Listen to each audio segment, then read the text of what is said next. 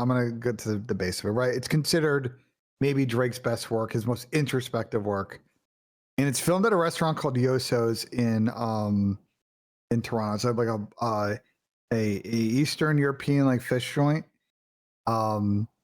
And like here, and you pulled the picture, like Tim at a table. He's got a bunch of like gold like cutlery and like dinnerware in front of him, and there's like very fancy painting behind him.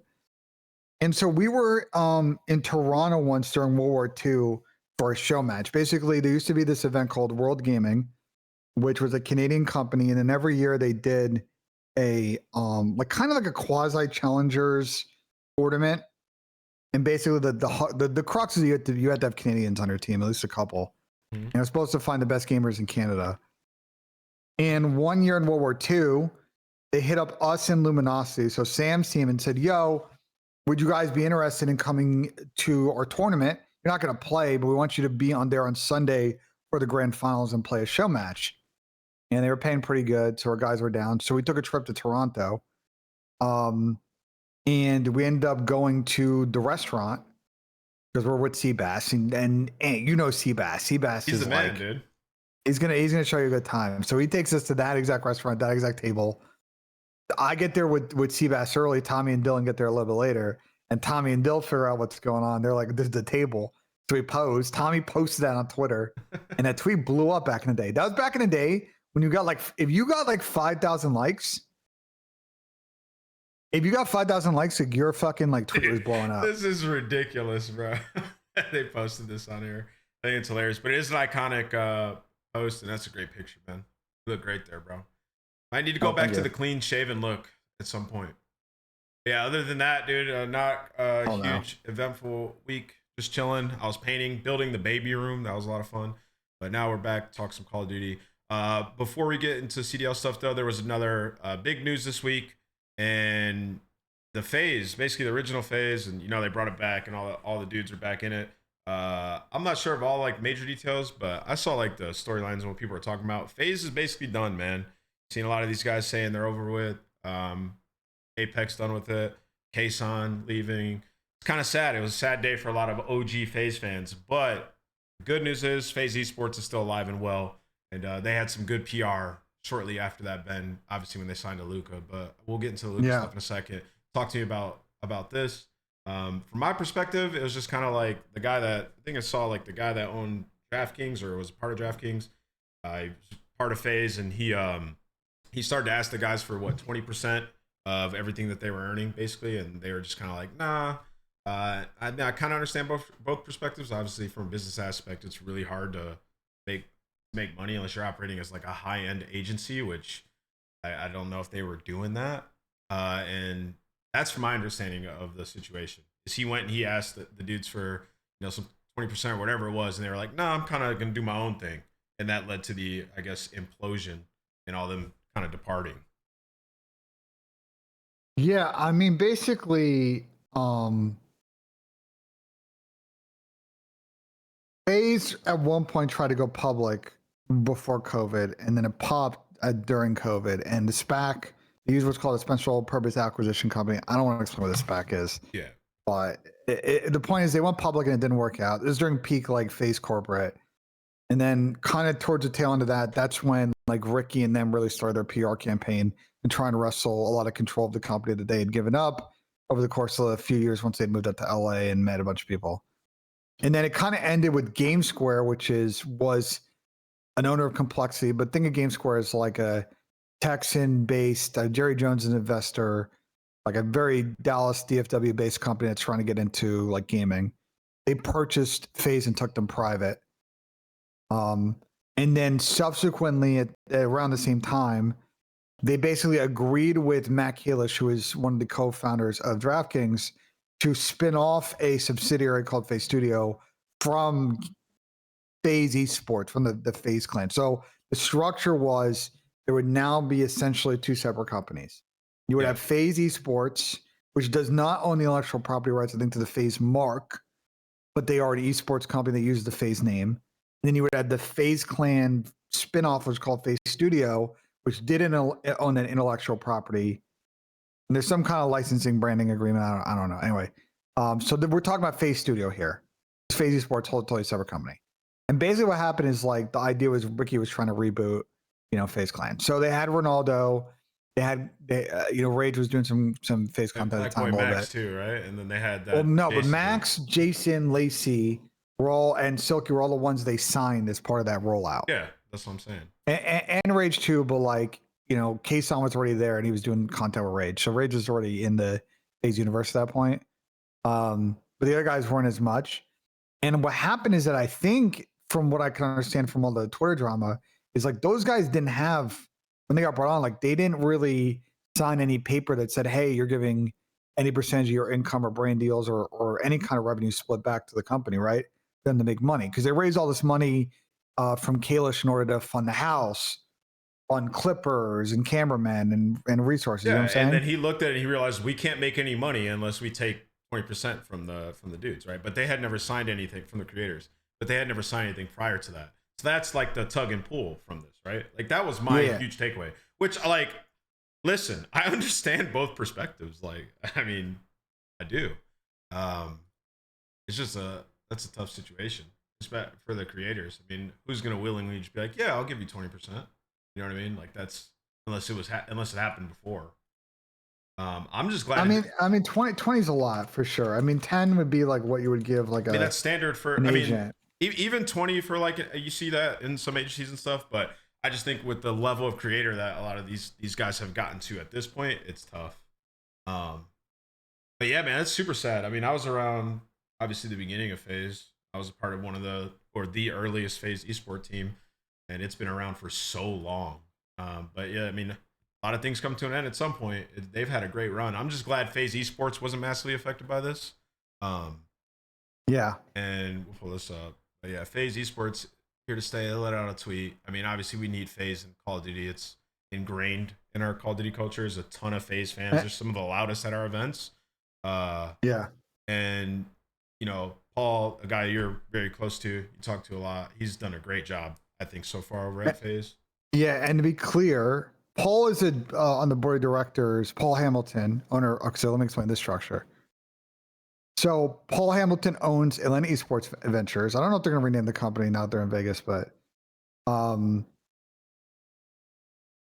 they're that's the entity that operates the Faze Vegas spot, and they license the Faze trade, the Faze mark in order to use and their stuff. I don't know what that agreement looks like. There's kind of some commercial branding licensing agreement going on there. Paul is also on the board of GameSquare, for what it's worth, and owns as you can see, because it's in 10Ks and 8Ks, they're a public company.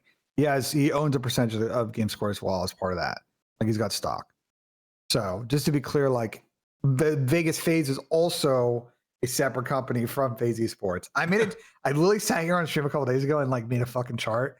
Wait, do you want to see the chart I made? Yeah, sure. Send it over. Bro, I gotta. Here, you can put it in the call channel and I gotta find it. Hold on. Yeah, take your time.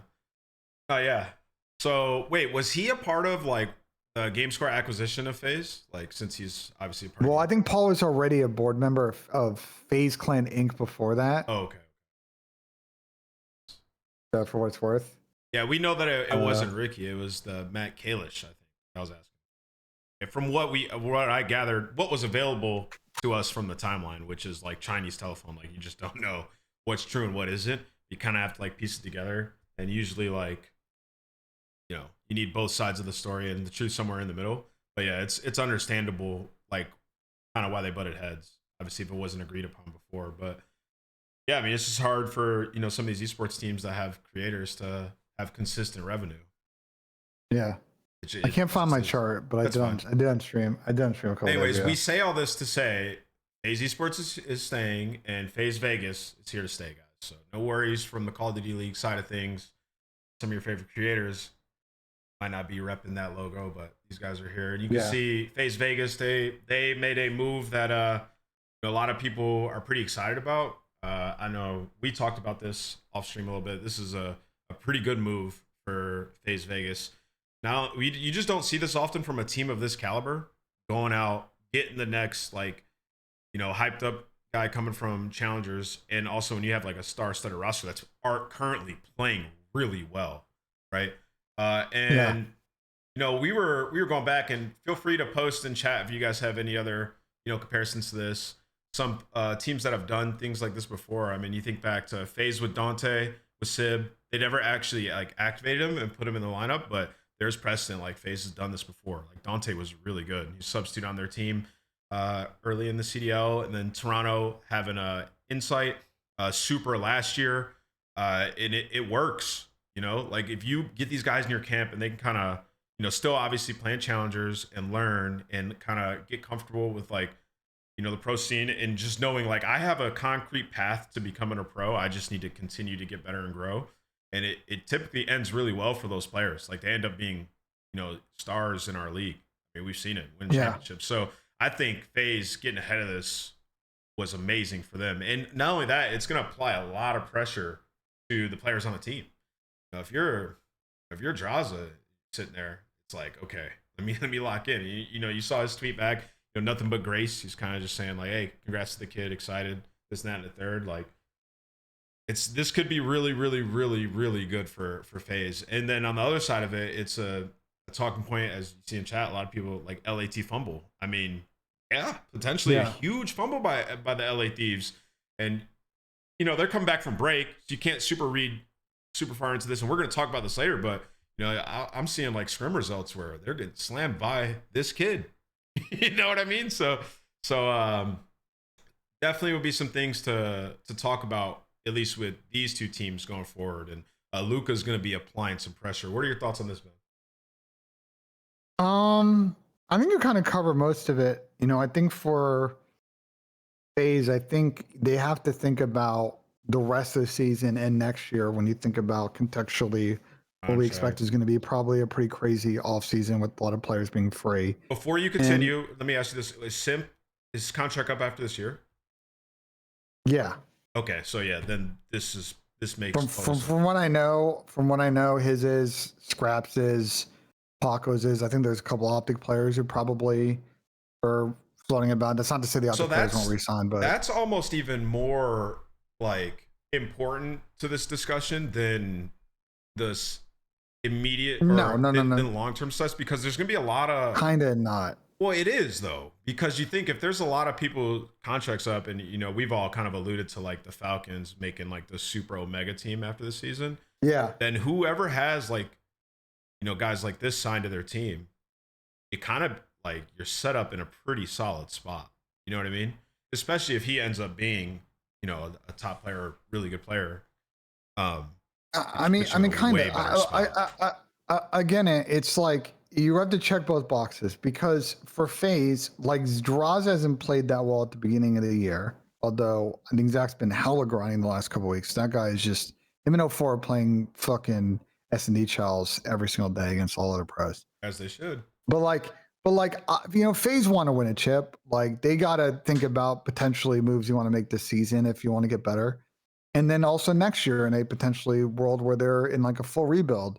And Alluka is someone that had a lot of buzz going into this season, because there were, last spring when it became clear it's coming over to NA, obviously a lot of people following challengers are like, if you're on this kid, he's next up, checks a lot of boxes. And then obviously he fried in that first cup, like absolutely just cooked a bunch of people that were pros for a couple of years.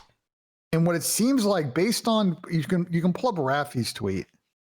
It seems like contextually what might have happened is that literally that night, it sounds like to me, Mob connecting the dots, it sounds like Kason hit up Rafi like Insta that night. Yeah, I mean, well, like, we talked about it.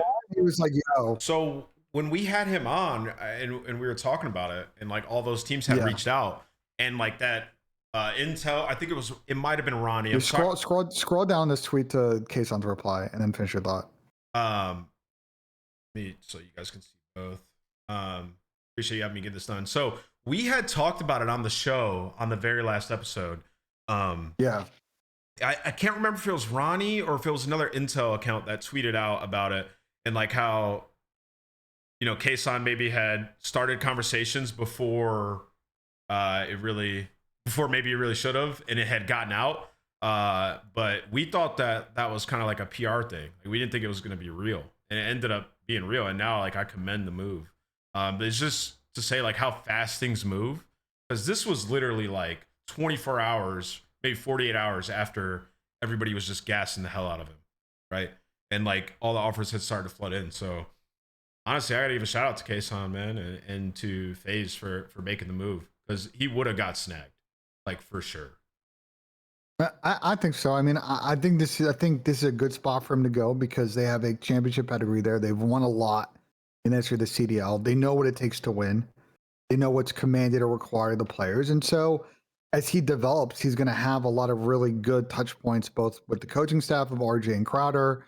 You've obviously got Matt Fisher as well from a mental performance side. So Matt can start to teach him sort of the basics of what they have there and what they expect. You've obviously got, Kason and Paul and Eric Hamilton that you can lead on for more professional direction. And then obviously the players, like playing with those guys, Chow's, obviously probably interacting with them in person in Major One. Like, I don't think because of his visa situation, right, his eligibility to play right away is not likely because he's got to convert a student visa to a work visa, and that's going to take some time.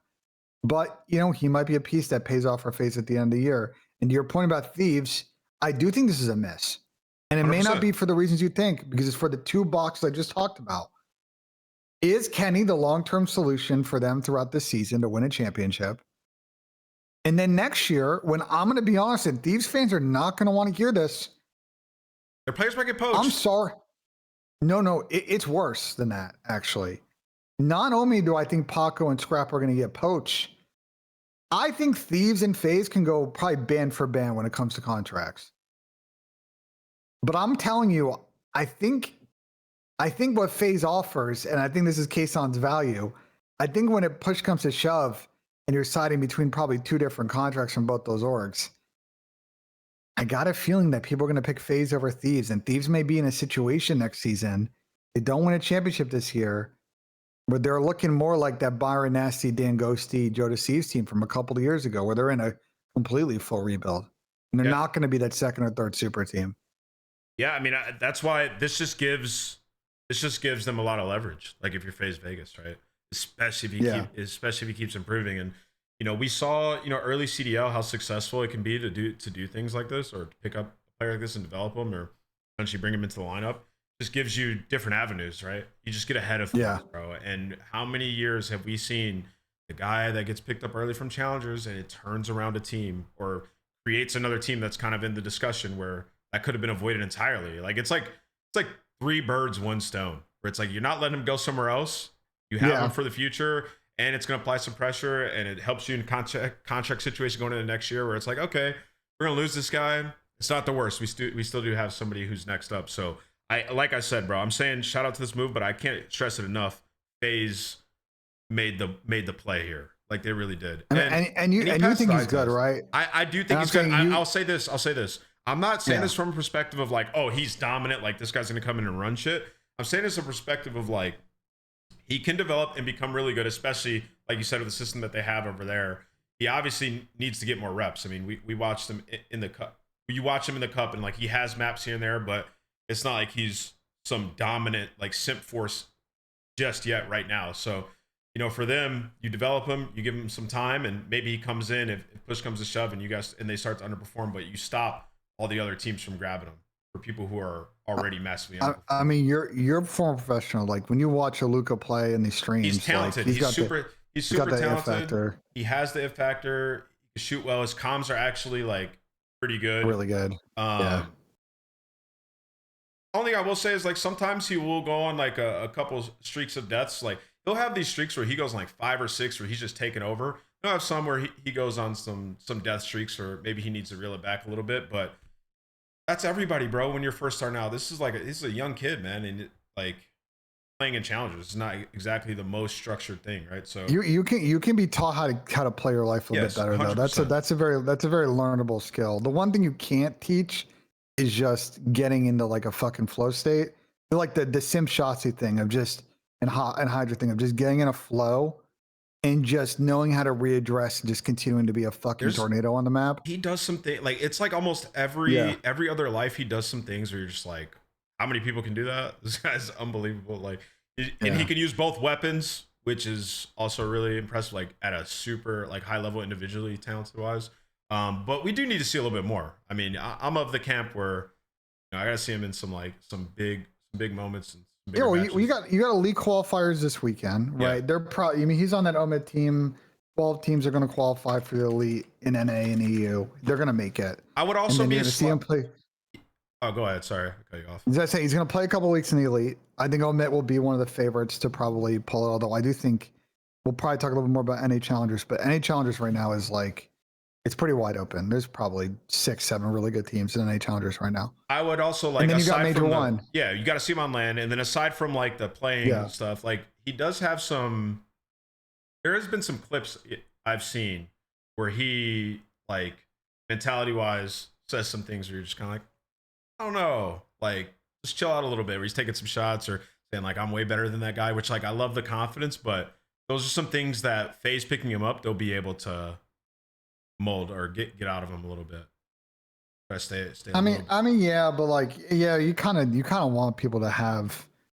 We talked about this a bunch. Every professional player who's the GOAT has an ego, but what they're very effective at is funneling their ego into work ethic. The worst players are the ones that have a big ego and then don't use their ego to get better because they just think that they're better than everybody else. And yeah, maybe, but like other people work harder than you and they pass you. So I think that's a skill that that's the thing he's going to learn from the Faze camp because they are traditionally one of the highest work ethic teams in the CDL. They probably usually play the most scrims, get the most sets in. Yeah, it hasn't always resulted in them winning, every championship, but like there's a reason they've been consistently good outside the skill level that team has had. So I think it's a good situation for him. I think it's a big miss for Thieves. And I think if you're Thieves, even if let's say you play good this split and Ken plays great, and let's say you win or you get top 3 this Major 1, they need to pick up a sub player.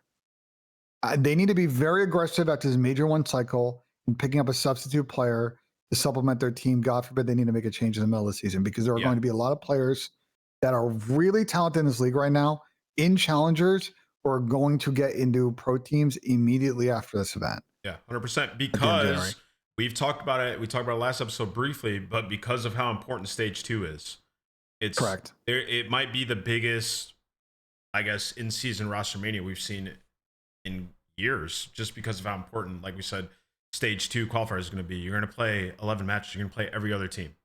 It's a massive opportunity for points, and the fact they have Alluka is huge for them. It gives you an option. Who does apply the most pressure to on Faze? Straza is the easy answer, of course, right?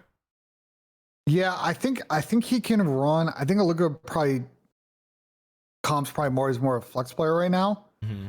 So less than like an aggressive sub. So I do think that have the roster change, it would fall on Draza's shoulders. So, but I think Zach is like, listen, Zach's a very professional player. I don't think that this Alluka pickup is going to throw him for a loop like that. You know what I'm saying? Like, I think he knows that he's got to play better. Mm-hmm. I think he knows that Faze is a business and they have to look after their team short-term, long-term. But he's in a very good team. That's obviously a team that, is really new. They have 2 players that team with each other you're putting together, so they need to figure out roles. And, like, I don't think they're under tremendous pressure to, like, win the first event like their past teams. You know what I'm saying? When they had to sell even a BZ trio, it was either first or last. I think now it's like, if you go to this first event and you get top 4 and you lose to the team that makes winners, the 2 teams that make the finals, it's like, okay. So, we want to win, but like this time we can build upon. Moving on, let's talk briefly about the cup here. I wasn't able to catch too much of it. You watch here and there during the holiday break, but yeah, I'll watch pretty much all the cup. I did want to bring this up, and like you said, you watched all the cup, and I saw somebody put his name in the chat. QK obviously had some crazy stats from it, and Falcons Academy quietly have been doing really, really well. I think that's back to back. They just won the 4 Fun Cup. They won the 4 Fun, and they've got back to back top 4. And this roster's been performing. Obviously, shout out to Asim, but this roster's been performing. QK could also be a name. How do they look? So Falcons Academy right now, like I think Asim settled into a good role on this team because he's kind of the grizzled vet on the squad. Mm-hmm. They've rotated quite a few people in there. Manny's actually a part of their team comp now. I think we'll see what their roster looks like. I think they play with Rupert, so like I'm not really sure who their 4th is for this elite qualifier right now. I think they play with Rupert last weekend. But basically it's Asim and 2 of the Saudi players, and they're figuring out a 4th. And Asim's kind of like the grizzled vet. I think the comp on QK is He's very talented. Obviously, is an unbelievable slayer. I think when you watch their gameplay, his communication, his English communication, isn't great in general. That's been a big problem with their Falcons team. I think he's an extremely raw talent. I think you definitely see the upside, and that's why people like Clay have tweeted and insinuated that, you know, like Falcons, if let's say a pro team comes calling and it's not Falcons, like Falcons is willing to punch up salary in order to get that guy like development experience in the CDL. So it's like I think he's one to watch for sure. And I talked to Clay like a little bit about it before the season began. He was like super excited about the academy team, like just what they're doing over there. Like those players are getting a lot better. So I think it's exciting time for challengers in Call of Duty. A lot of these, you know, it just has the most support I feel like it's ever had, and these players are actually just getting better at like a fast clip. So that's an ongoing story we'll be talking about with some of these teams. But yeah, they've quietly had a really good season so far, Ben. I mean, like you said, won the 4 Fun Cup and top 4 back to back. Yo, this first. Yeah, can you pull up the cup here? Yeah. I'm gonna put in the chat. Pull this up. So this is like I think CODLEAGUE is always a good way to look at these. I know C Carey's in chat, and if you follow C Carey, he'd be posting like stats and shit. But like this is a good summation. If you click the drop down to an additional placements, you're gonna see that there's like 6. There are a lot of really good teams. Yeah. In challengers right now, obviously Telluride Bush won the 1st and 3rd cup. I mean, those are household names on that team. Next Threat, household names. P7, household names. These are all players that have been in and out of the league. Falcons Academy, to your point, gotten 4th. They have another academy team, which also you see the names on there. Alec World Champion, Preston World Champion. Paul's obviously been in the league. But then you got, I think some of the more interesting teams, or some of the other interesting teams, is like Huntsman. Yeah, Huntsman. Because they upset Omit Brooklyn, right? Didn't they beat them? Pretty sure they beat them in this. They beat them at some point here in this tournament. If you scroll down, yeah, they did. They beat them in Game 5 in this format. Yeah, and they went Game 5 with Bush. So yeah, I mean, like Huntsman. Shout out Zen, man. Let's go Zen. Well, I think what's interesting about Huntsman is like they're not as experienced as these other teams, right? Kips and Rispy and Neum are all fairly new players. Renegade is a former Halo fucking champion. Yep. So like, and they have Mike, they have, you know, Major Maniacs, their coach. They obviously have a bunch of other Optic players that are helping out in that situation. And so I think when I look at Huntsman, like they're also a factor. You know, the point I'm trying to make is there are like 7 or 8 good teams in NA Challengers. I mean, I think all these teams are good. Like literally. Stallions Red, I know Dylan's in the chat. Like they've been pretty solid. Like I'm at Brooklyn, obviously with Alluka. Like you're gonna get 12 of these teams are gonna qualify for NA Elite. So I think that the top 8 are a lock. Can Stallions Black qualify? Can 5 Fears get a spot? Is Wizdak and Flames Guncy, the For Fun team, gonna qualify? Cabal, Doug's team, like there's going to be probably 1 or 2 of these teams that are not going to qualify that are like. I gotta say, I was watching Doug, man. Doug, we got to pull the sub back out, my boy. If this clip makes it around to you or something, like I just don't love Doug with the AR in his hands, man. It's just not like good, but I am rooting for him. But yeah, there's some cool stories, some good teams, and obviously, like you said, there's some household names down here. So challenges. I mean, I just say, spot. I mean, I'm going to take it a bit farther with Doug, bro. I think it's time. I mean, yo, the Yeez is nasty, by the way. I was very impressed. Yeah, but he's been good for years, though. He's just inconsistent. He's been a shooter. He just has like takeover moments, man. He's been a shooter since Cold War. I think he was teaming with Timmy back in the day in Cold War, unless that was Vanguard. I'm tripping, but like, yeah. Yeez has been around for a while. He's been on some good teams. He's been on some mid teams, but like he's a shooter for sure. There's a lot of shooters in challengers. I will also say this is a pretty suspect time for some of the pros that are, I guess, on the chopping block, because challenge. And I was talking we were playing wagers with Sib and you know, talking about this, or Craze, excuse me, as well. And I was like, yo, all these teams need to be grinding during this break, because these challenger players are playing so much and getting way better at like a fast clip. And you see a lot of these pro teams taking a couple weeks off. I feel like I say this every year. I'm like, dude, you only need to take like 5 days off for the holidays. Like, I'm telling you, man, a lot of these guys are gonna get replaced, bro. You gotta keep up, man. These guys are grinding. But all right, let's move on to this, Ben. So the owners meeting, and I know you'll have a good take on this. But Yeah. we're gonna run this real quick. If you guys haven't seen this, this is Telluride Bush owners meeting, and they're talking about potentially having a CDL spot. So let's run this. Oh, I don't have the audio on. Sorry. A lot of people asking if we would buy a No league production. spot. We already covered that. They're gonna pay us for one. They're gonna. That's the plan. They are. I'll put that up publicly. They are going to come and they're going to pay Barstool to have a spot in the CDL because it costs money to do that. So it's even if they give us one for free, immediately the advantage of challengers is we can do basically everything that we want to do with no overhead. Yeah. Like all the stuff that we could do in the league, like because our thing isn't based on gameplay, it's based on the personalities around it. We can do it for $0 right now. So there's really not a huge advantage. Like we don't need the CDL fans the way that the CDL needs our fans. So the advantage is they want us involved. We don't really need them to be involved. Like we could do this really with anything. We do this with a Halo league. We do this with a league that we start ourselves. It's based on the three of you. So why not do the version that costs us $0 and only has upside, as opposed to all of a sudden now having a roster that we got to pay a minimum of $200,000 and pay a real coach and pay this and pay that.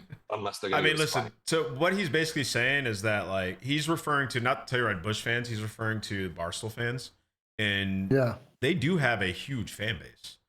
And Ben, I saw you commenting in this Reddit post, kind of like basically what he's pitching and how it will work. Yeah, because they were in my chat yesterday. I was watching the video and I reacted live to them. Yeah, and they came in and we were going back and forth. And I do agree, they do have a lot of audience reach, but why don't you go into elaborate a bit to the... So I think what they're trying to pitch is we all think at some point, based on a lot of outside interest in the CDL, that I think there's an expansion topic. I'm very curious.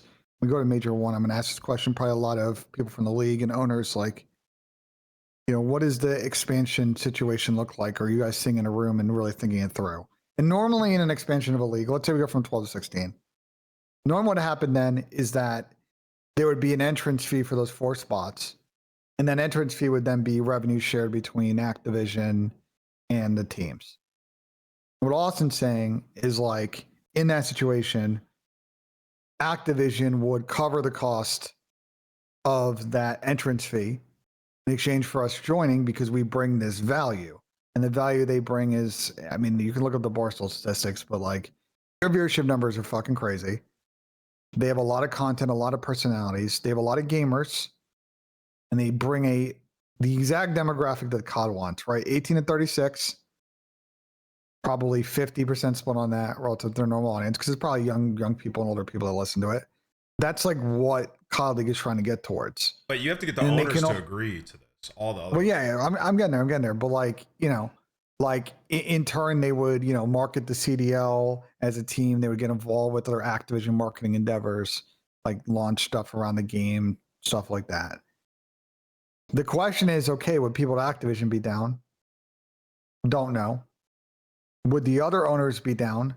I think the other owners would be down for them to be in the league because they would create a lot of content, a lot of drama, and it would raise all tides because there'd be a lot of really funny storylines. Like, can you imagine like Dave Portnoy beefing with like Hector type shit? Like, well, yeah, that's good. That's good. That's good content. It also comes down to a couple, because like I remember, and dude, there's been so many things, so details get lost. Forgive me, but I remember they paid back the entry fees to most, if not all, the teams. Am I correct in saying that? Correct, but that was the entrance fee. So this is the part that we don't know. But so the rest is a rev split, right? Like with like skins and all that. So there is something called a team participation agreement, which is essentially like the charter for the league. And that's the agreement that all the teams have signed that I assume dictates the governance of how the CDL works, revenue share, like it's like, you know what I'm saying? Like that is how the league is structured. And that is a non-public document. We have no idea what's in there. Yes, we have no idea what's in there. But if that's how it works, then I mean, technically, like for the rest of the owners, like okay, bring them in, but they get less of a rev share of some skins and stuff. So hold on, because that document might not allow for that. Now they can always amend the document. I think the two interesting questions are: does the TPA cover what happens in an expansion situation for the league, or if let's say a team folds their participation in the league and there is now a free spot?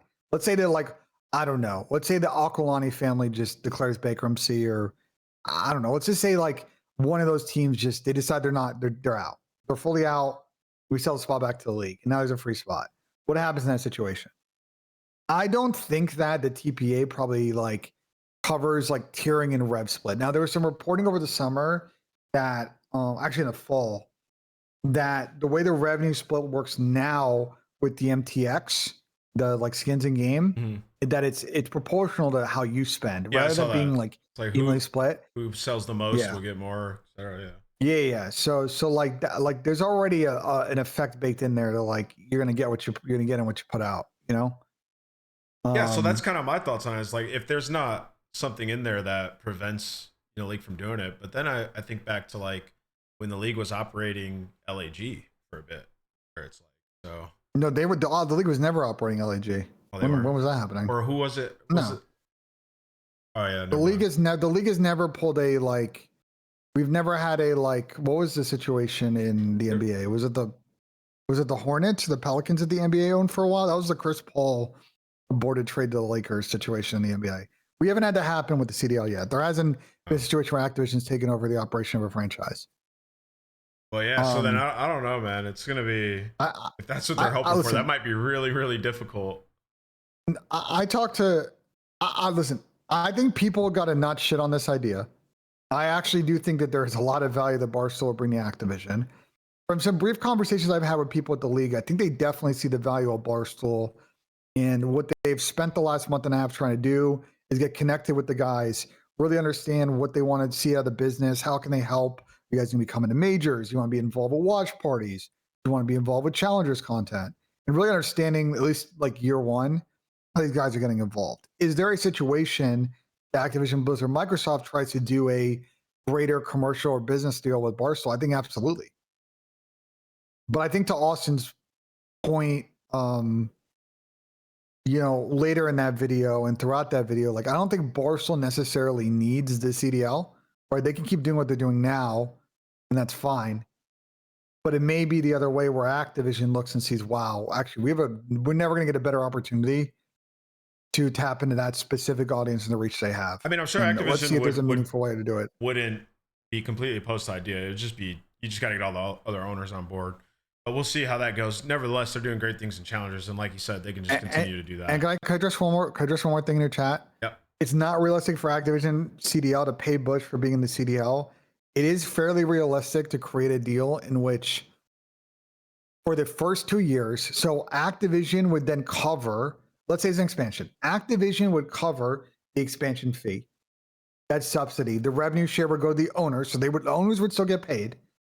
The Activision would cover that cost. In exchange, Barstool will do a bunch of stuff for the CDL and a bunch of stuff for the Call of Duty business unit. And maybe there's other additional marketing dollars that would go their way. But to say that's not realistic, I think that is realistic. Whether would Activision do it is a more interesting question. But the structure of the deal is not infinitely complicated. It's not convoluted. It's not impossible. It's more of a question of would Activision want to get involved with Barstool at that level of business. Well, it also means we would need a couple more teams as well, expansion wise. So that's been we should go to 16 anyway. 12 is a shitty. 12 is a shitty number for competition. Do you think there's enough interest to get to 16? Yes, right now there is. I think so. I mean, that would be also and in previous years, I would say like, oh man, there's not enough good challenge teams. There is now.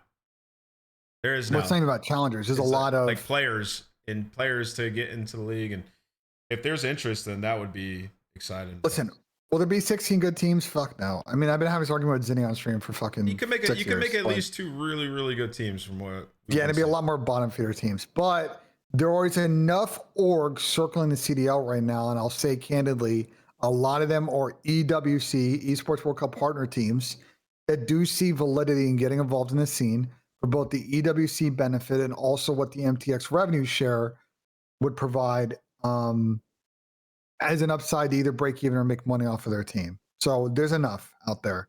There's more than 4 teams, and I would say more than enough teams that I think Activision, the owners, would say that would satisfy the requirement as someone coming in. So we'll see if they want to do it. All right. Well, moving on past that, shout out Ben for the business side of things on that one. It's easy to see that and just kind of be like, well, this guy's crazy, but yeah, there is more to it. And obviously like their demographic, that's us, right? That's people that love video games competition. But all right, let's move on to actual CDL teams and schedules coming up. Yeah. On the other side of this break, guys, we're gonna have the latter half of the first qualifier, where teams will figure out who's gonna be in winners bracket and stuff. A couple teams that me and Ben kind of ironed out that have some schedules coming up that we're trying to figure out how they're gonna end up in winners bracket or not. So obviously, we're gonna start here with G2. They're a team. They're 1-2 right now. Their schedule coming up. And when you looked at it before, it didn't look super difficult. They're going to be playing the Sleeping Giant and the Riyadh Falcons. Then they got Carolina, and then Faze Vegas and Koi. And they're a team that, like, I mean, how many wins do you guys see here in chat? Realistically, I mean, I think they'll win this game. How clean will it be? I don't know. But this is a team that seemed like they were pretty ahead prior to the season actually beginning, and now they find themselves in a super tough spot. This game to me is the most important on their schedule. This first one, the Riyadh Falcons, as soon as they come back. And I gotta be honest with you guys, based on what we've seen from Riyadh in the last couple games, I don't know if G2 are gonna be able to come in and take that series. So I think it's a square. This is this is a straight up Colossus Blackheart fucking square series, and I don't know who wins. Yeah, so like set this up where it's like if G2 don't make winners here, especially with the preseason that they've had. Now, obviously, we're trying to predict the future here. Like, they got to be one of the teams that is going down and dipping in challenges, which is why, like, I tip FaZe so much. Is why we gassed them so hard for that move they made, because there's going to be teams like this G2 where it's like, okay, your back's against the wall now. Like, you gotta get some dubs here. If they lose this Falcons game, I think they're gonna be screwed. They're gonna have to be one of FaZe or Toronto in order to get in, basically, because they're 1-2 right now. You would think that Carolina's a dub, so you got to try and get 3 wins. You got to beat one of these 3 teams: the Falcons, FaZe, or Thieves. Yeah, or Toronto. Sorry. Yeah, G2 just headed down that same path of last year. It's just like every series is hell, and it's like, oh man. So they're one team. Tough scenes. Yeah, they're one team that I think you guys should keep your eyes on going forward, like potential roster changes, and just could not pan out super well. Another one we're looking at here, Miami. So I think we're both on board, right, with Miami. Like I think Miami's a really good team, at least from what we've seen. But they're still 1-2, right? And like kind of forecasting their schedule, it is a bit favorable.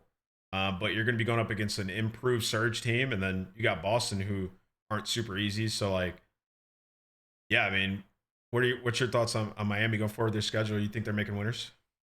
Listen, I think they'll make winners, but the reason we're highlighting this is all it takes is one fumble against one of these 3 teams off the rip, and then they go in the gentleman games needing a result potentially. So this is the point of the segment we want to say, guys, is like, look, you can look at the schedule and you're like, okay, Optic's probably going to make winners bracket. Like, that one seems like an auto lock. We're going to talk about Gentlemates. Yeah. I think they're a lock too, but their schedule's actually pretty hard. Toronto's got a pretty favorable schedule. FaZe got a pretty favorable schedule. Now they got to the hard part. That's 4. You think Thieves would get it? That's 5. Boston are 2-1 now. Probably. They don't have Boston a hard schedule. 2-1, and their schedule is not hard, so it's 6. Falcons are 2-2, not a hard schedule. Is how there's 2 spots for like 6 teams at that point. Like, yeah, Vancouver might be fucked because they're 0-3. Carolina 0-2 probably fucked. But like Miami, G2, C9, and Falcons are all gonna low-key kind of play each other for the next few weeks. Yeah. And like 2 of those teams are starting to losers. So and that's why we're highlighting Miami. It just takes one stumble, and then all of a sudden the head-to-heads are not in their favor, and they're in a tricky spot. I'm saying, like, there's been a lot of moral victories going on with Miami, but at the same time, I think Miami, they went Game 5 with Cloud9, ended up winning that. Lost the Game 5 to Texas, and they lost the Game 5 to Koi, where it's like, okay, you're in these series, but gotta pull out some dubs, man. I'm trying to. You want to know the one thing that might toss a fucking absolute wrench in this, though, Ant? Yeah. Go pull up Gentlemate's schedule. I forgot to mention this earlier. Gentlemates are 2-1 right now, and obviously we think they're very good. Okay, but I'm gonna put a hypothetical out here. Let's assume 3 weeks, maybe some people catch up to them.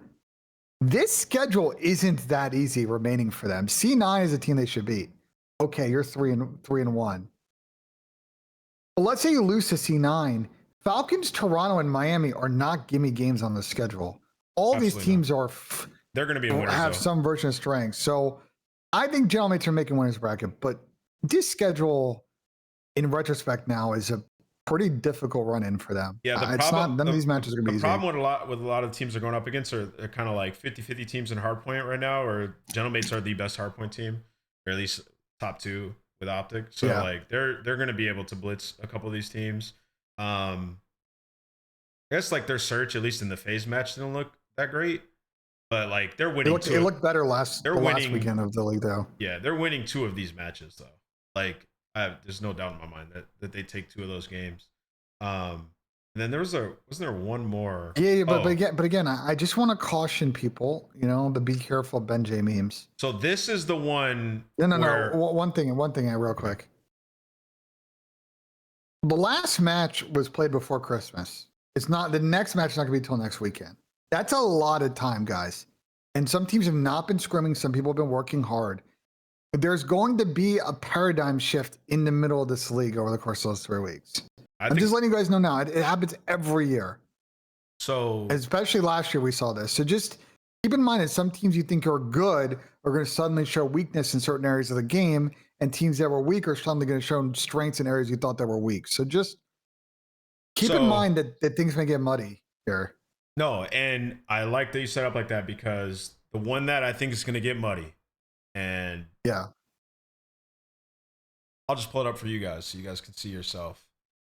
Ask yourself the question, if they lose these next 2 games, how loud, these are the 2 games out of the break that the Thieves have, how loud it'll be for that camp. I think they're for sure losing this match, and I got coy. No, I'm saying Thieves are going to lose these, bro. I think if Thieves lose these back to back, it's going to be so loud, we could see a change before the major. Like because they're going to qualify. Like there should be Boston, and Boston then becomes actually I take that back. That's what I'm saying. It becomes really then it goes interesting. Into Boston. The Boston match might not come in losers. This is by far the most intriguing storyline coming out of the break. That's a good point. And it's the most intriguing storyline because of the 2 matches they have at first, right? Because if you lose these 2 games, pressure is applied maximum, which, like, I mean, what are you sitting at, 2 and 3 there with like a must-win game up against Boston? And especially if like Kenny's not playing well in these 2 games, I mean, they're going to be, rubber meets the road. Like, they'll be faced with some really difficult decisions. You're going to be sitting on this for a week. You're going to be sitting on these 2 games for a week.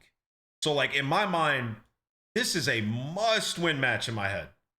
This first one here, just for like the Toronto one, I think they need the momentum. This is Otherwise, a must-win match, because they're going to go into, like, I mean, they also only play 1 match that weekend. Look at the dates. They play Sunday night. Week. Oh my God, yeah, so they lose that. It's the cooked. last match on Sunday. Oh, there it's going to be. You know what I'm saying? Like, schedule makers cooked. They're going to scrim so hard, and if they come in and they fall got a flat really here, hard split. Yeah, I mean, they're going to be. They got the hardest schedule in stage 1. It is what it is. Someone was always going to get, get cooked. Schedule makers cooked, though. I mean, this is great. Yeah. So yeah, this is the storyline, you guys. I'm gonna be pushing going forward, because that coin match to me, it just means so much. Yeah. What are your thoughts on this? I mean, the thing with Thieves is, like, people want to talk about this omit scrum from yesterday. I don't give a fuck about that. Like, bro, FaZe played omit Brooklyn last year in the beginning of January when they were terrible and got slammed, and they didn't lose a match for a month and a half straight after that. Like, I don't care about one random scrim their first day back against a team that's been playing nonstop since the game come out. I think for Thieves, it's this. They haven't, it seems like, made, and it wasn't going to happen overnight, progress on what was going to be the main issue with this team, which is you've got a BZ, Scrap, and Paco that all very specific play styles that have gotten to an all-star caliber level, all individually. But they're all going to have to self-sacrifice in a way to play as a team. And right now, we just haven't seen good team play from Thieves in the 3 matches they played. I know, they won 2 of them. It's Falcons and FaZe, but the teamwork was awful against Gentlemen. I mean, I did a breakdown on my Patreon where you guys can check out, but it's the Thieves in their last match. And it's kind of like, I was, I guess, more bullish coming into the year on the dynamic between a BZ and Hydra, like how they play the map. And they're not playing off each other well at all. I mean, situations where it's like somebody has to pick up the pinch, neither one of them want to go back, or like Hydra gets to a position on rotation. It's like either he needs help or he needs to go and be a distraction. And like him and Abizi just aren't on the same page right now. And it's clearly lacking on the other sub duos. And if you guys can go watch Breakdown, you can go just rewatch their game and pay attention to their two arrows. They're just not working in tandem. Like when you watch like Hook and Shots, you watch some of these other teams and they're behind. So, and you tell me they just came back to scrims. They're about to be going up against Koi, who have one of the strongest sub duos in the league right now. So for Thieves, those two guys desperately need to get on the same page. I know a lot of people want to harp on Kenny, and you say a lot of us people who talk a lot just protect him a bit. He needs to play better. I'm not saying he doesn't need to play better, but at the same time, you have Scrap, Abizi, and Hydra. Like he can't be the win condition. If Kenny's the win condition with Scrap, Abizi, and Hydra on the team, then that team is fucked. If the fourth player you're bringing in is going to be your win condition, that team is set up for failure. So Agreed. With that roster, that's why I've been trying to argue for weeks, but like people on. Good. I'm sorry. I think Call of Duty Twitter and Reddit is. I mean, it's always been a level of brain rot since like I've been following. You know what I'm saying? It's like Ghost, but I feel like especially now during the CDL era, like I feel like there's not enough critical thinkings, and I don't know if it's because people just post stuff because it gets interactions and gets like momentum. You know what I'm saying? Mm-hmm. If they go in there and defend Kenny, they're just going to get downvotes. But like people can't be this stupid to not understand. Kenny could be the reason. Kenny could be the reason whether they're blowing teams out or not, right? Like he could be that condition, but he's not. If he's the win condition, there's something going wrong in that camp. And I'm telling you guys from watching it and watching them play, the sub duo needs to get on the same page. 100%. That is priority number one. Number two, Kenny's individual. I'm not saying it's all on them, but that's definitely that's the number one thing for me going forward. What I want to see coming out on the other side of this break. But we'll talk way more about LA Thieves after they play Koi. This whole narrative could change if they come out and thunder them. But yeah, that's super interesting. I'll probably. I mean, we'll talk about it. I'll probably be pretty like with Thieves. I just think I'm always going to be a little bit more patient with them. But I think the big thing I want to see out of them this major one, even if they don't win it, is just I want to see, to your point, the team play makes sense. Yeah. If they're not winning the event because of situationals and whatever, understanding that's fine. As long as I see them executing team concepts together, like that shit they need to figure out at major one. How we want to play as a team. If we can't figure that out by the end of January, they got big problems. Yeah, obviously there's some changes coming in too. Blackheart's gonna be back in, so yeah, but you still know this system. Like this bro, this is a very like simple. Of all the COD games we played, I don't think this one's that complex. And I mean, it's the way Respawn plays. It's like any other COD. I mean, with Hardpoint, obviously, I feel like you can punish people a little bit more than the last game on this one. And I actually think like last game felt a little bit faster than this one. I know this one looks faster because you can wall bounce and stuff, but I think you can control this one a bit more, which you would think in theory gives Steve's like an advantage, but it just hasn't so far. But yeah, let's jump into call-ins. So if you guys are ready, we're getting ready to do some call-ins. Everybody join the stage and you can come and answer some questions. Ben, you want to drop the link in yours again? I'm about to drop. I don't know if it posts for both. Can people join the stage? I think they should be able to. I don't know how this works. This is a you thing. You teach you listen, you should be able to just join the stage. I don't think that the perms are fucked. Let me check. If not, join the waiting room, and then they might have to like a message to get in here. Yeah, join the waiting room. We'll drag you in here, I guess. I think you could just join the stage call though. Okay, here we go. Yeah, people in here. This is actually a really cool feature.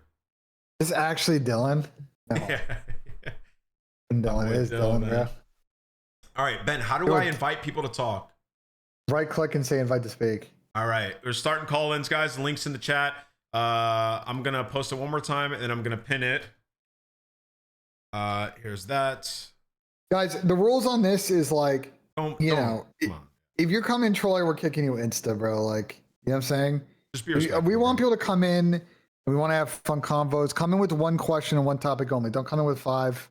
It's one and done. Yep. Because as we start to do these, right, and get more used to this, the audience is going to grow, and we're going to have 35, 40 people in there, and we're gonna have to, you know what I'm saying? Also, don't So call me just- rude just- if I boot somebody that I think's about to go rogue, because I have intuition here, so you guys will know. Yeah. All right, so let's get him in here. Invite to speak. Let's get Dylan here. All right, what's up? What's Don't up, just say some Dill? bullshit. Hey Ben, hey, how you guys doing today? I'm doing good, I'm man. doing How are good, you? You're doing good. You're doing good. I know you guys saw like the Faze announcement yesterday, right? Like they picked up Alluka. Yes. Yeah. This question is more so for Ben because I think he knows more about like the geopolitical topics. Here we go. How's this So- geopolitical? when it comes down to like, because I know he's on a student visa, right? And he needs to be on a work visa because if he's not on a work visa, he can't like work and get paid here. He has to like stay in college. What's like the timing you think you could see him get in, or like, do you know like how or where he would need to go to in Germany and how long that process would take to get his visa in Germany and then be able to play in the United States because he still has to transfer his visa from a student visa to the work visa? It's a surprisingly non-trilly question I done. I Yeah, actually like that's this. a great Wow. question. Because I was expecting some absolute bullshit. I from want to know Bill. the answer to this, but I fear Okay, Ben doesn't so have here's it. the deal. No, I do the answer. So the way it works is that they will probably have already submitted using a law firm they have contracted a petition to the U.S. government to switch his visa category, right? And this supporting documentation. That's then going to be reviewed by U.S. Customs and Immigration Service, like Homeland Security, State Department, to provisionally approve the application. Mhm. And then he's going to need to get his visa put into his passport. So that's what you're talking about. He's got to go to Germany. I looked up waiting times for appointments in Germany like a week or so ago, and it didn't seem too crazy. And also, like knowing Paul, like he probably knows people and they can open up. So I think him getting a visa appointment is probably not going to be too crazy. I would say for processing time, it probably is not till like major 2. I would say the earliest, based on like figuring all that out, is probably a few months. So probably not until like March-ish when he's got like everything done. Assuming no delays Right. and additional documentation they got to sign and back and forth and all that stuff. And then I have one more question. Shoot. Hey, you're already breaking the rule already, huh? You're already breaking the rule, but we'll give you a real quick. Like, do you think the current administration makes it harder for him to get a visa that he needs? Okay, so there's a interesting real question. The rules on getting any kind of visa category are definitely been stricter in the Trump administration, both 1 and 2, than in the Biden administration. But I think I think one thing that will benefit his cause is that he fried, and there were a lot of news articles and tweets and social media and videos and content created about him becoming a professional. So I don't think it's going to be abundantly clear to whoever his case officer is that's reviewing his petition that like this guy is an extraordinary individual, you know, and he's then worthy of a work visa for the U.S. government. Hold on. What So an no. answer. Thank you. What? Only BenJ would know something like that. Wow, what Only an answer BenJ knows and something like what a that. question and an even better follow-up. Thanks, Dill. Yeah, Dylan not rage baiting us for once is actually an insane like Well, the development. second one was sneaky rage bait, but Yeah, but you see, I danced around the rage bait. I know Dylan too well. Honest question. Okay, yeah. Last question. All right, guys. Thank you for answering my questions, guys. all I right. appreciate it, Dylan. Thank you so much, Go. Bye. All right. Wow, Dylan actually came in with good stuff. Yeah, he did. All right. I'm Try to catch inviting- me slipping though. I invited this guy to speak. Adjust fire. Texas logo in his name. He's not joining. Guys, so- if you're on Discord, it should prompt you then. You just click a button whether you're on mobile yeah, and you or accept. you're didn't know Nameless is a Buckeye, both him and I live in Columbus. So we We're are gonna invite definitely Gable rooting in here. for Ohio State to belt the ass Miami on tomorrow. Yo, what's up, man? Yo. Toodaloo. We'll give Gabo a second or two to fix his mic. Guys, make sure your mic settings are correct in Discord before you Get him join. back in here. Dirty. So put your hands maybe before, what's good, man? Hey, can y'all hear me? Yeah, what's yeah, up, we can man? hear you. First things first, go Dogs. Fuck Ohio State, BenJ. Just come from me. Well, hold on. Hold that on, would not bro. be till the semis. You guys still got to get past the Yeah, Ole Miss. like, I know they.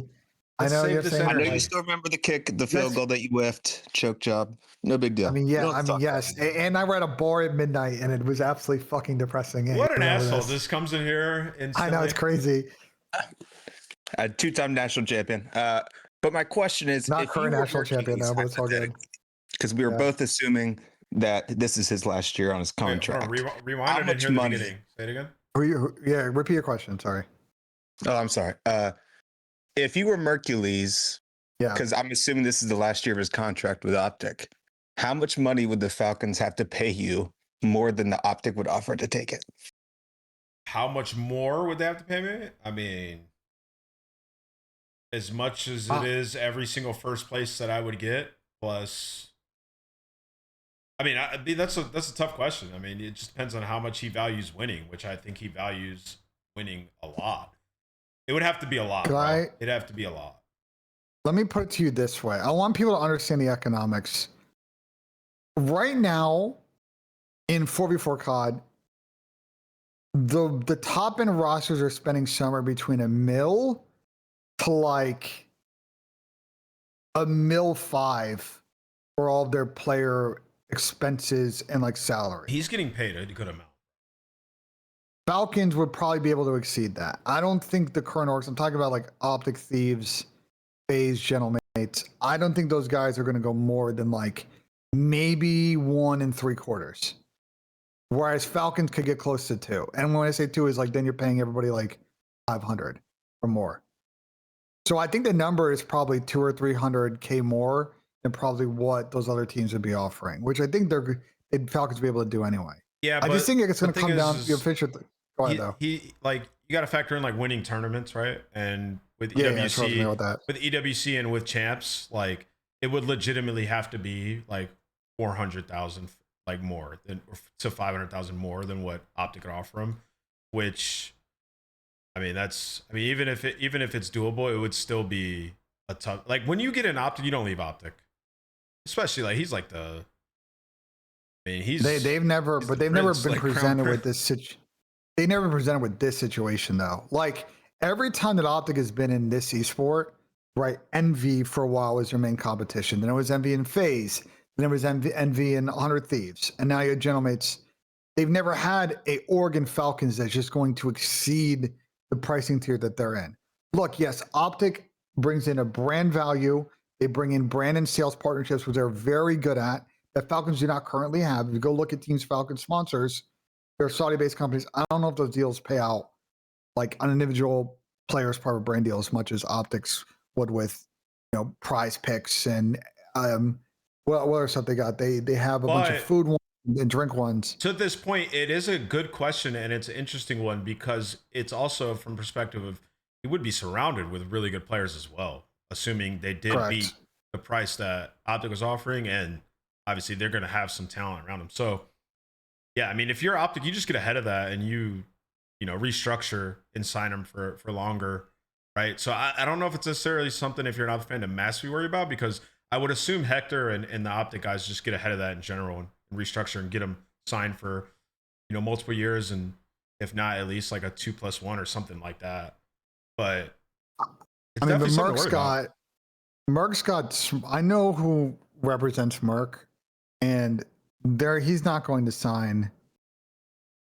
He's not going to sign an extension until his offseason.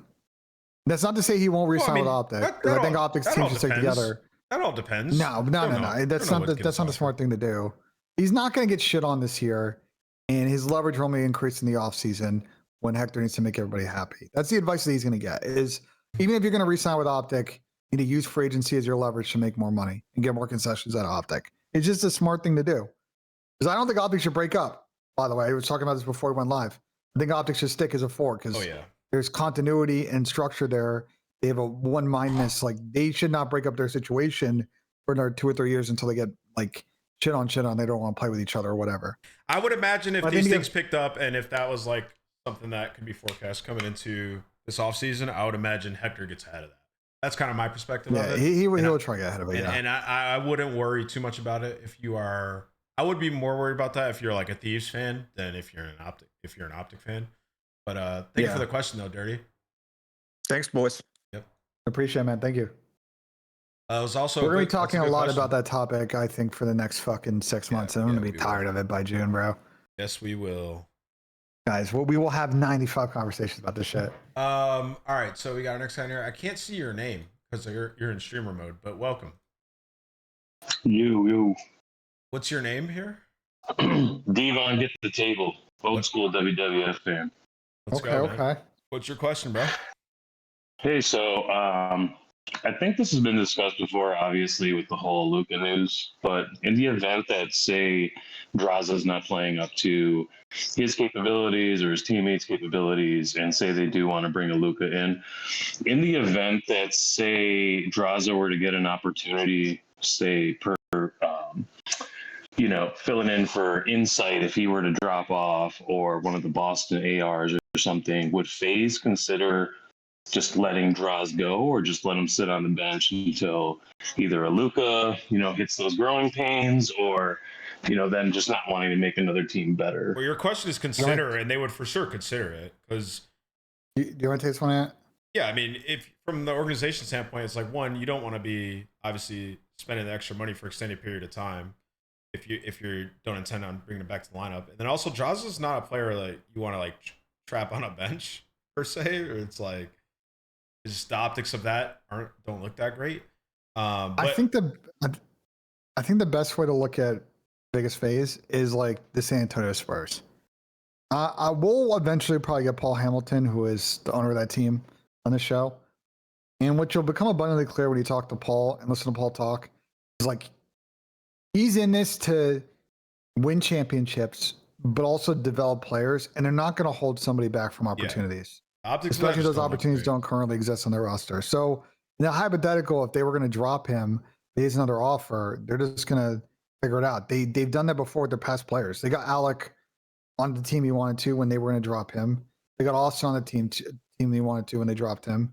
They did the same with Tyler Beasley this offseason. Like they're not going to just make him ride the pine and say, suck it, you're under contract. Yeah. It's also like, it is one that he would get scooped up. Like there'd be a lot of interest immediately. Yeah. Right. But yeah, I don't think they would have him sit the bench, and I mean, Draza would cause a storm if that was the case. But yeah, you really never know till we get into that situation. But it could be happening sooner than we think. Thank you for the question, brother. Appreciate you, boys. Keep up the great work. Thank you. Yeah, I just think, we've seen FaZe, they're willing to, get somebody in the spot that they want. We'll get Paul on the show, and you guys can ask him directly. Like you listen, you guys will hear him talk, and you'll hear him talk and the words that he uses and like the way he looks at the team, and you'll realize that like he's more closer to like the way Hector runs his team than say some of these like non-endemic owners. Like very old school mentality on that.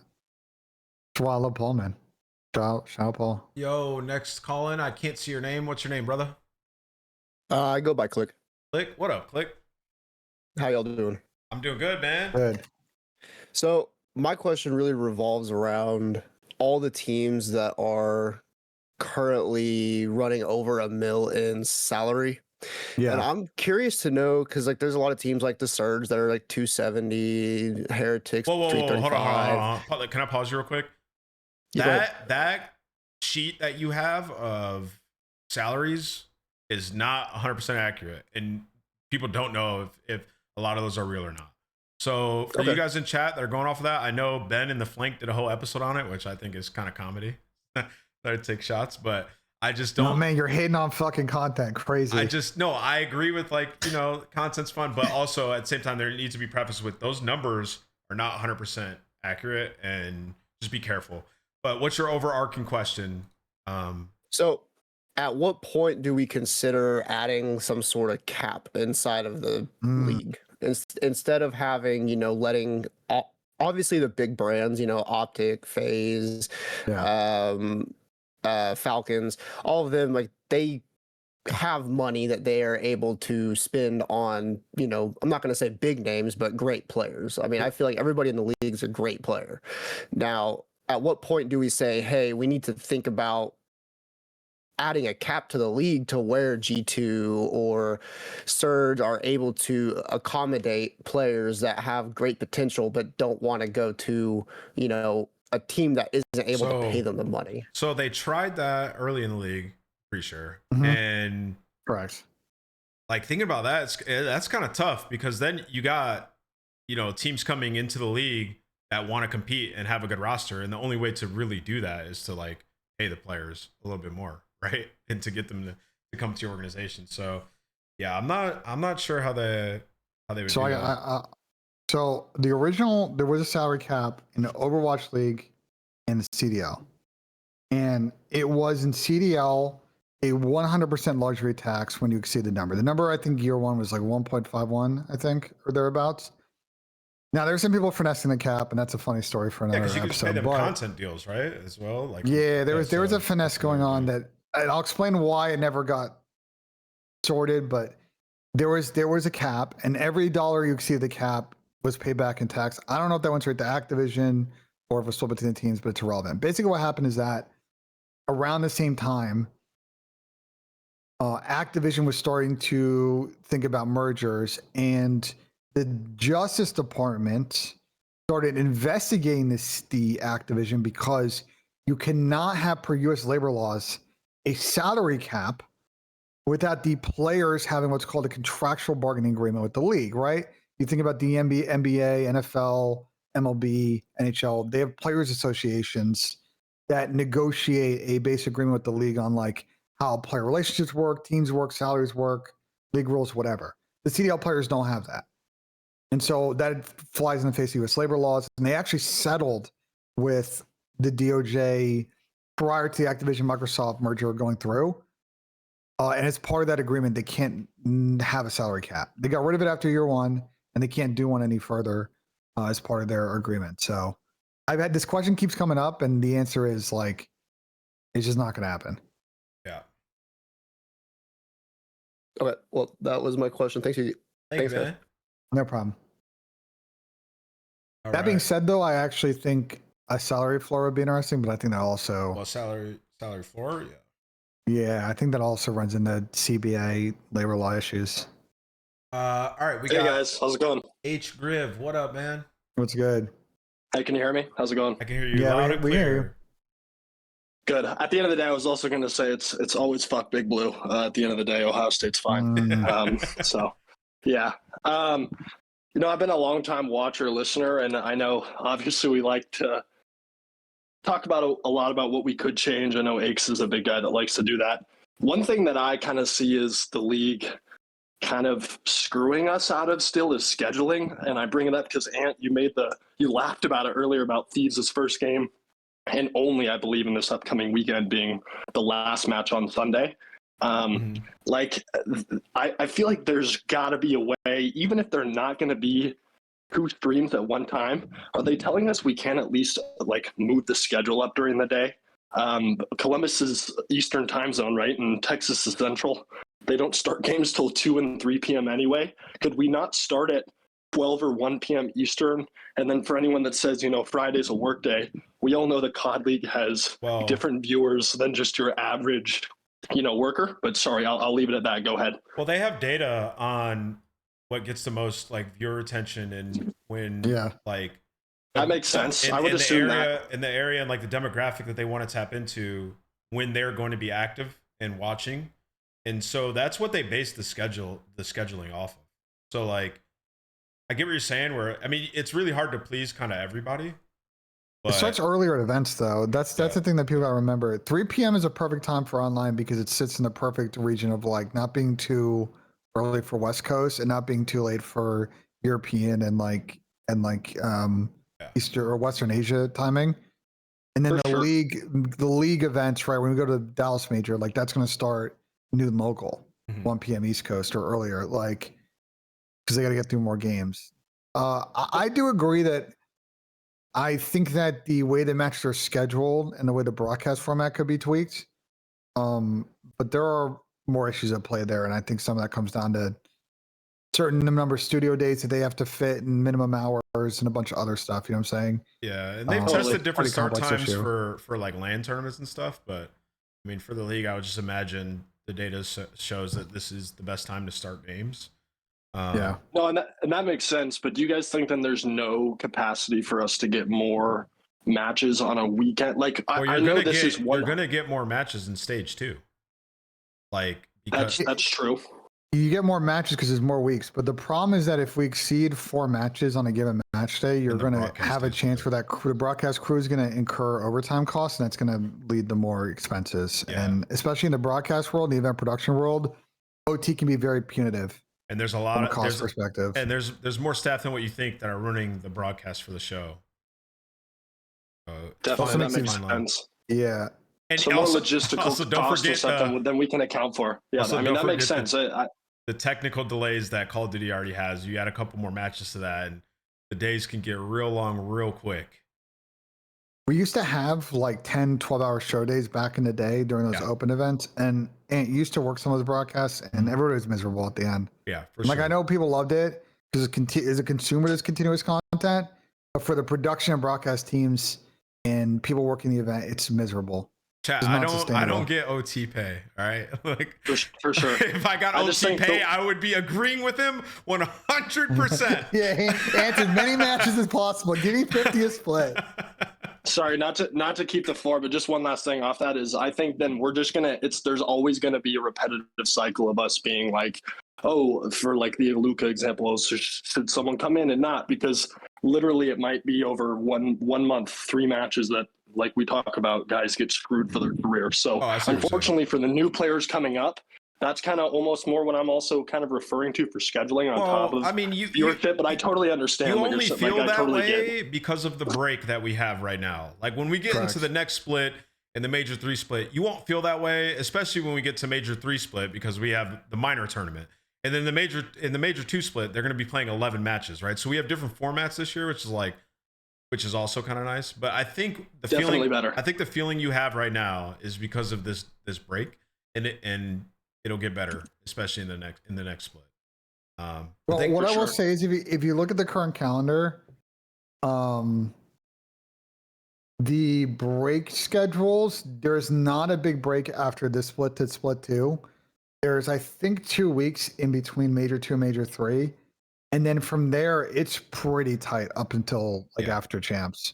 Yeah, there's about a 10-day break in between each major in the next split starting. So, it's a little bit shorter. Like it goes. Actually, no, I'm looking at it right now. It's about 10, 11 days. Yeah, it's about 10. Yeah, I'm looking at it right now on the calendar. I think the interesting thing, last thing on this topic, is the Major 2 format. Oh yeah. Because this could be a solution where everybody's playing 11 games a split now, up from 5 and 7. And if this is what the preferred format is, then this is going to check all your boxes, because we're going to get a lot more match weeks. People are going to be playing a minimum 2 matches a week, like round robin. You solve a lot of the current scheduling problems by making the schedule like pretty whole that way. But thank you for the question, man. I definitely feel what you're saying here. Even me and Ben were talking about, man, this break is a little bit too long, but it'll pick up here on the other side of this. I appreciate you, bro. All right, let's get next call. But I've always felt like the problem with it is like, bro, there should be matches like this weekend. That's the thing. I don't mind taking off. Yeah, there should be Christmas week, like the 2 weeks around Christmas, but like after New Year's, we should be back. It's this upcoming weekend that's the one that's always been like, I don't understand. Also, what we're doing the here. Friday we come back, there's only 2 games, so. And I will not be here because I'll be watching the college football semifinals on that day. Hell yeah, brother. All right, let's get the next question here. Guys, you're gonna get more matches. Can you guys hear me all right? Yes. What's up, brother? How y'all doing? Tully. We got Tully in the call. What's your question? So with the leak of the finances that everybody's making, and they're all within margin, of course, do you think it will be a killer to the challenger scene and also the up-and-coming professionals if they're not top tier, because they don't see it as a long-term thing that they could survive off of? And also knowing that your career lasts till you're about 27, 28 years old, you're not going to be able to set yourself up for the future making that $55K a year. Well, I think it's kind of, if you're a challenger player, and you're trying to come up and make it into the league, there are also other avenues in ways you can make money. Also, we don't know how, you can win, but also we don't know how legit those salaries are on that sheet. I can't say this enough, bro. You guys cannot look at that sheet and base your opinions off of that, because I don't think those are that accurate. I know people most of them are directionally correct, but many of them are incorrect. Does that make sense? Yeah, no, of course. I took them all within margin. Yeah, I would directionally they're good. I would say, as somebody who was a pro and we weren't even getting paid close to what these guys are getting, no matter what, even if you are like a above average pro, you still need to be prepared for like life after that as well anyway, regardless. So yeah, I mean, I kind of understand what you're saying in that perspective, but I think these guys should be doing anything they can. They should be streaming.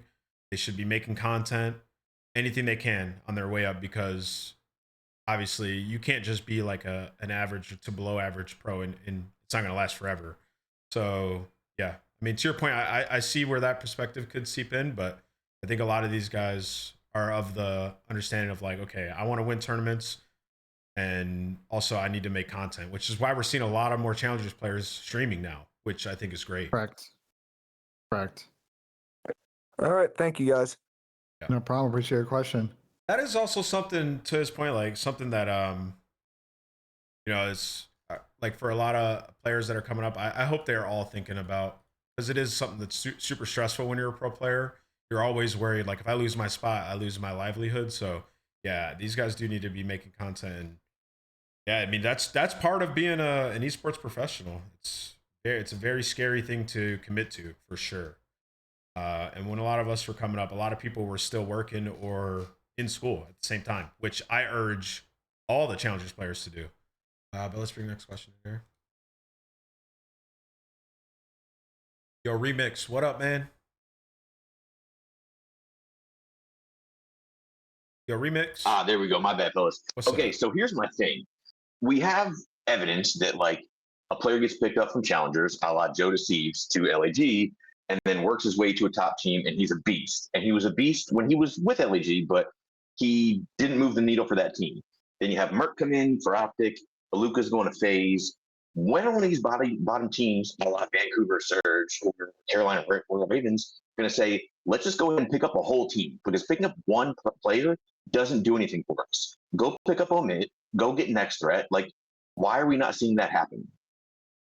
This has kind of happened before. Yeah. LAG With the RC famously did this in Modern Warfare 2 when they tried running back a trio from the previous year. Was it the Exceed and Brack team? That was the full.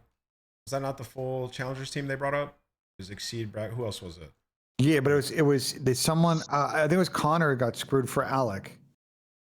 Like that was yeah. Like there was a 3-person change in order to keep Alec on the team because they were paying out. You know what I'm saying? Like it didn't work out. It's happened before. It's just situational.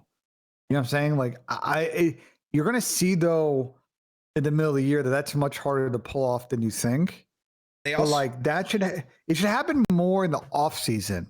Yeah. Like it should have happened 2 weeks ago, Ben. Well, no, because there's also typically a player you want to retain. So like, what challenger team are you picking up where you're just gonna clean drop Gwyn? Tell me one. Hold on. Okay, my bad. Maybe not Carolina, but like Vancouver. See you later. Exactly. But he's. What do you mean? Hello? What do you mean? What do I mean? What, you think they should just clean drop Gwyn? Pick up a whole challenger team. Oh, my apologies. I'm still thinking he's on Carolina. I'm such a fool. Then Carolina, goodbye. I mean, you think they should just clean drop Craze? Yeah, but you want to drop Lurks and Craze, who I think still they just need to find out who they are as players. That's just not how it's gonna work. I mean, those guys are really good. I hear you, but like we have proven evidence that picking up one person or two people to a bottom tier team really doesn't do much for them. The team itself, it puts the players on the map. But here's my thing. That's not true. I mean, last year Vancouver picked up Neptune and they were ass and they became godlike.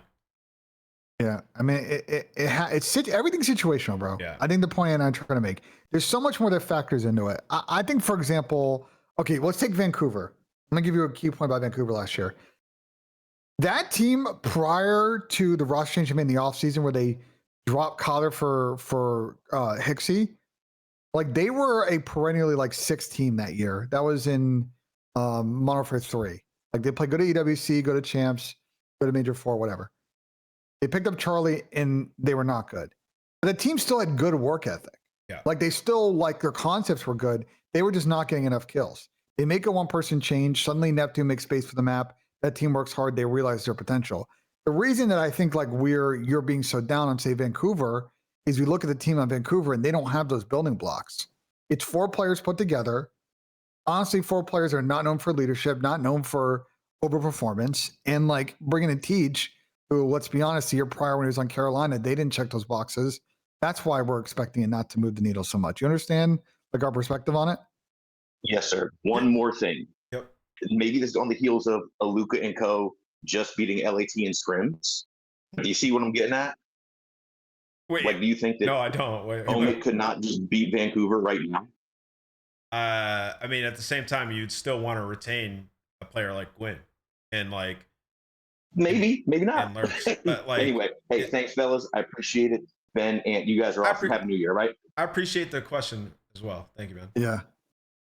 I mean, I see where his head's at, but like, it's just like you said, there's more nuance to the conversation with every single team, and it's you're not just gonna clean wipe.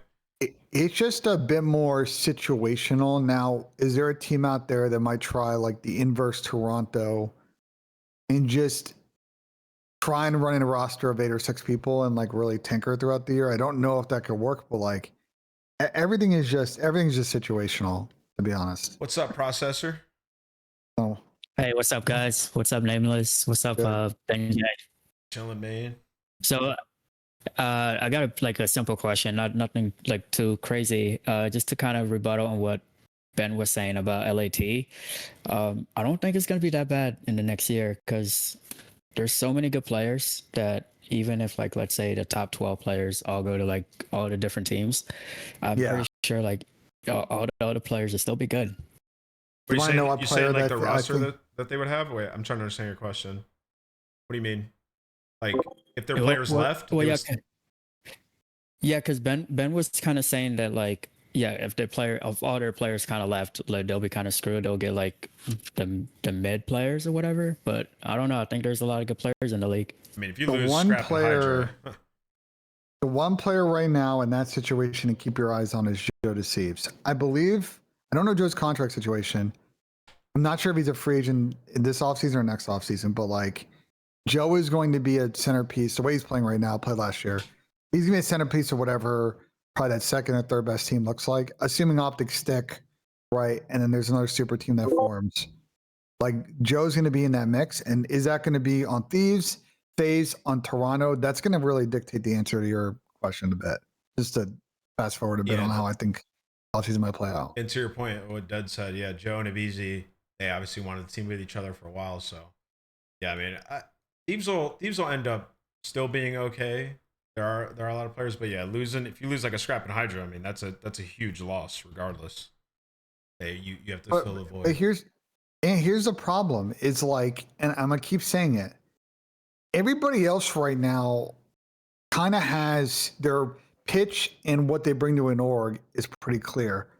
And I'm not trying to disrespect Thieves and what Nate Shot's built over there. But I just think the way that the cards are kind of falling right now, I just don't know if they're as high up in the pecking order as you think when it comes to recruitment. And that's something that they're going to need to figure out positionally how to address over the next 6 months for the offseason that's upcoming up. That all depends on the season they have. Yeah, it definitely depends on the season they have. Because if they dominate and win champs and they want to stick, then they just got to figure out the economics of the team. Because nobody's going to want to go anywhere, But if they don't, how do they get over the recruitment factor that these other orgs have? Does that require Nate Shot being more involved again? To be on a Falcons or an Optic? Yeah, they got to figure out what their pitch is. Because I look at it everybody else has got big influencers. Faze and Kason and Tommy, for example, is a big draw. Obviously, you got the money's in Riyadh and Falcons Optic. Draw Thieves I think it's a bit more muddy than that. So I just think they have to sit in a room at some point over the next few months and talk through what that looks like. Just gotta pay your good guys and pay them well and entice people to come team with them. That's kind of the way Thieves have operated these last couple of years, and I don't think that's gonna change. But yeah, all right, Process. Thank you for the question, man. Yeah, no problem, guys. Who's been waiting here? Let's get Riley in. Yo. What's up, brother? How you doing? What's good, gentlemen? Chilling, man. What do you got for us? Yeah, so this one is more of a fun question for the both of you. We've been talking a lot with Hitch in the Optic camp about what would happen in a scenario where Activision releases an MCC style Call of Duty. What title would you guys like to see the pros play if that were to happen? Or would you want to see it in a COD mobile style where we see a mix of every game, every map, every weapon? Just in a really wild hypothetical, but it's just been a fun conversation to be. So is it like remastered versions of the game? Is it remastered versions of the game? So like, for example, like if we pick an older title, those run at 30 FPS. Like, are they, you know what I'm saying? Like, what's the mechanics of this? Yeah, it'd be updated. Like all the engines would be updated. Current updated graphics, everything, but they would still feel endemic to how they felt when the games were released. Similar I think to how chat knows Halo ball. did with like H2A and some of those other games where like the core is the same, but the visuals are Chat knows new. ball. Chat knows ball. Chat knows ball. Black Ops 3, 100%. I agree. Black Ops 3 man, this season, we had the most players. underwhelming season because we had like switched back over to ESL. Yeah. And the stages were all in like the studio out in Burbank. And that game was absolutely incredible competitively. Yeah. Dude, we'd have one of the most lit seasons ever. We had a game. I mean, I think this game's great, but BO3 just, to me, I think BO2 for what it did for Call of Duty, obviously introducing Hardpoint and how good it was, but BO3 with the combination of obviously the movement, the gunplay was so good, and that might be the most weapon variety we have ever had in the history of competitive COD in that game, paired with the most underwhelming season schedule we've also ever had. So yeah, I mean, for me, it'd be BO3. That would be Black sweet. Ops 3. But my caveat is they just cannot go crazy with the GAs in that thing. And part of what made Black Ops 3 good, especially by the end of the season, I know some players bitch and moan about this, will like kill, and then we're doing. But that's how the beauty of the game was your ability to ban and protect. You can make some tweaks to ban and protect, make it better. But to Ant's point, like the variety and how it played meta to meta was like, I thought was what made that game really good. Killa banned the MA against us in the semifinal. I was so pissed. It's like things like that. Like, I know, it's great. It's great. And I've had players come on my stream and bitch about like how they wanted a consistent meta in scrims, and I'm like, fuck you. I just would not want to see ban and protect return. I think if we saw it, everything in kind of the format that we have now, it'd be a lot more fun. I'm personally not a fan of ban and protect. Yeah, I mean, as long as all the stuff's still allowed and it wasn't all GA'd, but ban and protect can work. It's just there were too many bans and it was too long going into every series. Hard to make classes. Yeah, it was way too long, and you also did it every. I think it was every map, wasn't it? If you did one ban and protect range here, I think you do it before every map, and I think you make the class selection thing easier. I think the biggest tweak is not make it a button brush based on vetoes. It's a sequential order, and one team goes and another team goes. Personally, I think it would create a very interesting situation where there isn't just one stale meta in every given series, and that's the way a lot of esports are.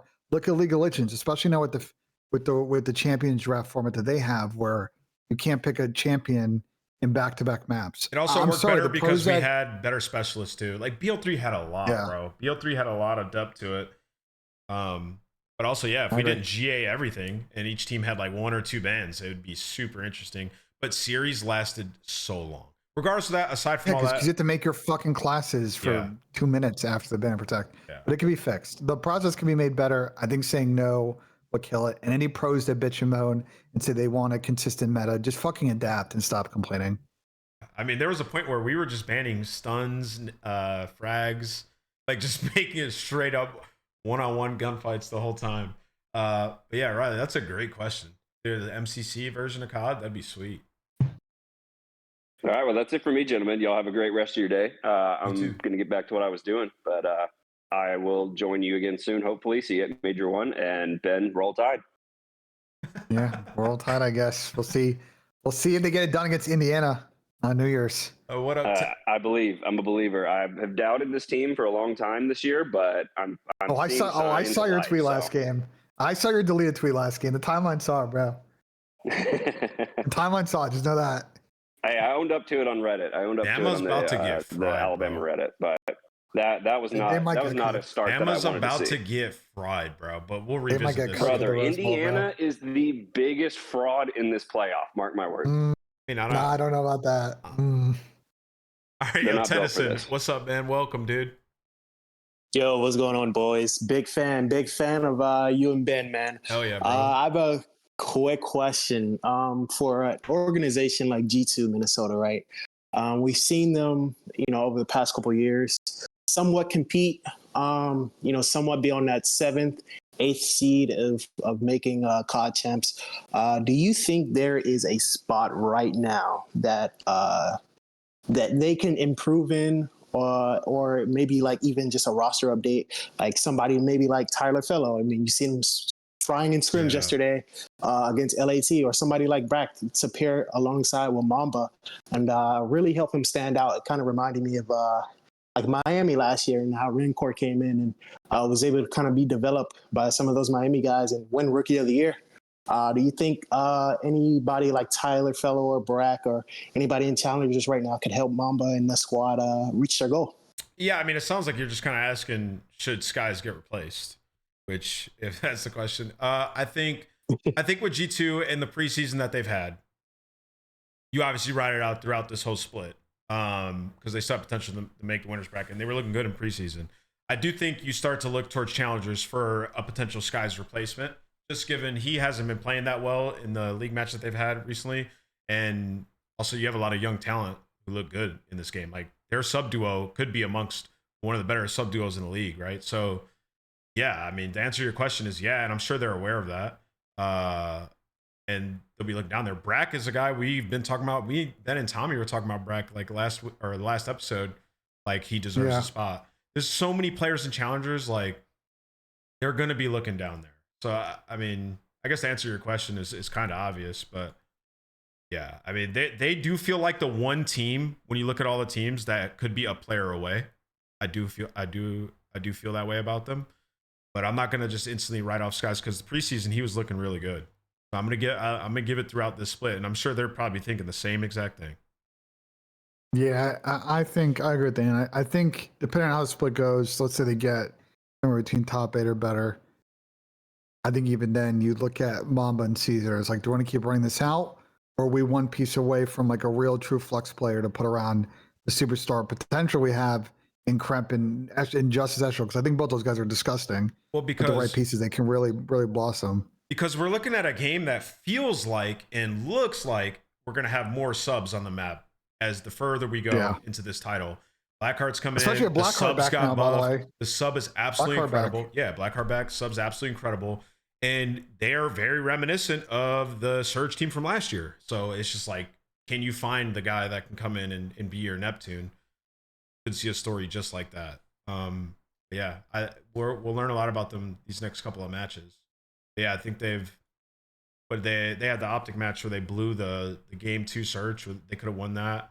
It would have been up 2-0, I think, of the series. Like, so yeah, G2 not in the absolute worst spot, but definitely back against the wall. This split, like if you're Skies. Absolutely. Appreciate you, boys. Big Ohio State. Let's go, Nameless. Let's go, baby. Thank you for the question, bro. Absolutely. All right, so we got 2 more. I can't believe that Raleigh came on here and he said that Indiana would be the biggest fraud in this tournament. Yeah, I'm gonna laugh. I'm gonna laugh when Bama gets absolutely ran at the Rose Bowl, and that game is just like over in the first quarter of the game. All these guys have already come in, right? Oh, Core. That's the only one, right? I got Core. Yeah, and I already invited a Just Fire, but I think he's just listening. Yo, what up, Core? I think you're the last one. Oh, what's going on? What's up, bro? You guys hear me okay? Yeah. Yep.